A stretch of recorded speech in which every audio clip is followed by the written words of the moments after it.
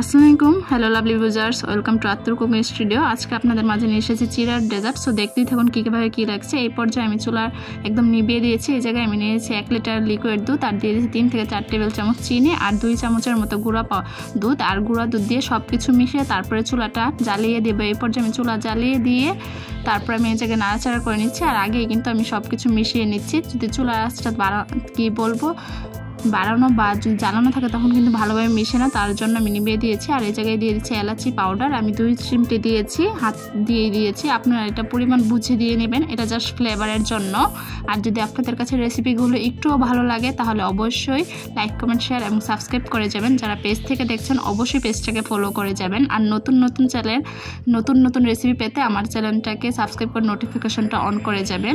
আর রেসিপিটা যদি আপনাদের কাছে ভালো লাগে অবশ্যই বাসায় ট্রাই করে দেখবেন।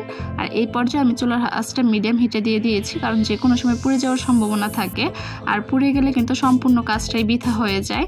আর পাউডার দুধটা দেওয়ার কারণ হচ্ছে এটা সরটা আরও বেশি ঘন করে তুলবে, আর এটাও খুব ভালোভাবে ঘন হতে থাকবে। পাউডার দুধ দিলে কিন্তু লিকুইড দুধ খুব তাড়াতাড়ি ঘন হয়ে যায়। আর এই সম্পূর্ণ নাড়াচাড়ার উপরেই আছি, কারণ এই দুধটা যত একদম কমে যাবে, 1 কেজি দুধের পরিমাণটা হাফ কেজি হয়ে যাবে। সো দেখতেই থাকবেন আপনারা কীভাবে কী হয়েছে। আর নতুন যদি রেসিপি চান আমার চ্যানেলটা ভিজিট করে যাবেন, দেখবেন অনেকগুলোই রেসিপি আছে। দেখতেই পাচ্ছেন আস্তে আস্তে সর পড়েছে। যারা নাকি ভিডিওটা A to Z না থেকে একটু দেখে বাকিটা টেনে দেখে যাবেন তারা কিন্তু করতে পারবেন না। আমি এই জায়গায় লাল চিড়া দিয়ে নিচ্ছি, আর অবশ্যই চিড়াটা আমি ভিজিয়ে নিয়েছি। আর ভিজিয়ে নেওয়ার পর কিছুক্ষণ আর একটু পানি দিয়ে ভিজিয়ে রেখে দিয়েছি যাতে করে এটা শুষ্ক না হয়ে যায়।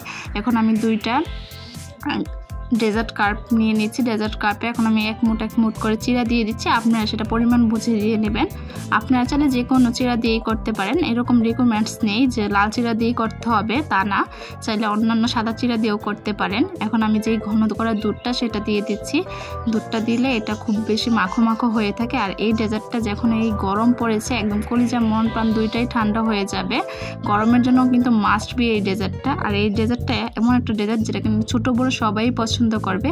আমার ফ্যামিলির সবাই তো পছন্দ করছে, আশা রাখছি আপনাদের ফ্যামিলির সবাইও পছন্দ করবে।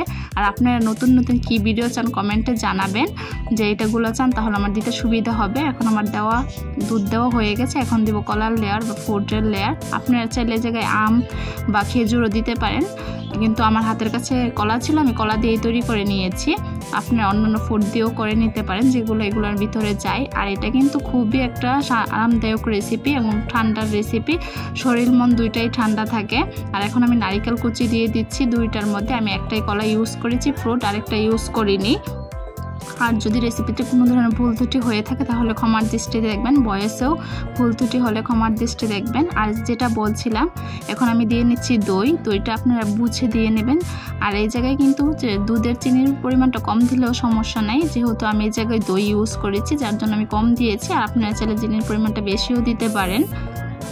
আর এটা কিন্তু খুবই একটা আরামদায়ক ডেজার্ট। আমি বলছি আপনাদের বিশ্বাস নাও হতে পারে, এর জন্য ট্রাই করে দেখবেন যে আসলেই হয়েছে কি না। এখন যেহেতু আপনারাও আমার একটা ফ্যামিলি, সো ভালো কিছু সব কিছু আপনাদের মাঝে নিয়ে আসবো। এখন আমি এই জায়গায় কাজু আর কাঠবাদাম দিয়ে দিচ্ছি। আপনারা চাইলে এই জায়গায় বাদামের পরিমাণটা বাড়িয়ে কাঠবাদাম, কাজু বাদাম বা পেস্তা বাদামও দিতে পারেন, আবার কিশমিশও। আবার উপরে আমি কিছু পরিমাণ নারিকেল কুচি দিয়ে দিচ্ছি। আর আরেকটা শুধু আমি সার্ভ করবো আইসক্রিম দিয়ে। আমি দই দেওয়ার পরে এখন একটা আইসক্রিম দিয়ে দিচ্ছি ভ্যানিলা ফ্লেভারের। আপনারা যে কোনো ফ্লেভার দিতে পারেন, এটা যার যার পছন্দ অনুযায়ী। আর রেসিপিগুলো বেশি ভালো লাগলে ট্রাই করে জানাবেন যে ভালো হয়েছে কি না। আর অবশ্যই ভিডিওর শুরু থেকে শেষ পর্যন্ত দেখবেন, তাহলে এই জায়গায় চিড়ার রেসিপির টিপস অ্যান্ড ট্রিক্স সব কিছুই দেওয়া আছে। তাহলে দেখতেই পাচ্ছেন আমার 2টা বানানো হয়ে গেছে। এখন কিছুক্ষণের জন্য ফ্রিজে রেখে তারপরে সার্ভ করবেন। তাহলে আজকে এতটুকুই। সবাই আমার ফ্যামিলির জন্য দোয়া করবেন। আল্লাহ হাফেজ।